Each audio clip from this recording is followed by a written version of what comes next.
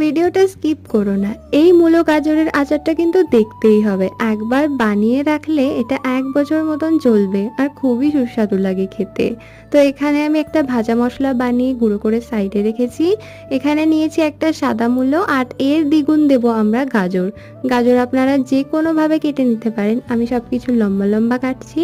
এরই সঙ্গে নিয়ে নেব ফ্রেশ কাঁচা লঙ্কা, আদা নিয়েছি আর নিয়েছি আমি লেবু। এরই সঙ্গে কিন্তু রসুন দেওয়া যায়, তবে আমি স্কিপ করছি কেন কি আমরা নিরামিষ ডালের পাতেই আচার খেয়ে থাকি। এখন মূলো গাজরটাকে 5 মিনিটের জন্য সিদ্ধ করে নেব। ভালো করে জল ঝরাতে হবে, নয়তো কিন্তু আচার খারাপ হয়ে যাবে। এর মধ্যে একে একে সব কিছু দেবো। মশলাটা অর্ধেক দিয়েছি, লবণ দিয়েছি, হলুদ দিয়েছি, আমচুর পাউডার আর দিয়েছি ভিনেগার। গরম করে আমরা সরিষার তেল দেবো আর ভালো করে মিশিয়ে নেব। মিশিয়ে নিলেই কিন্তু ইনস্ট্যান্টলি আচারটা একেবারে তৈরি। দেখার জন্য অনেক থ্যাংক ইউ।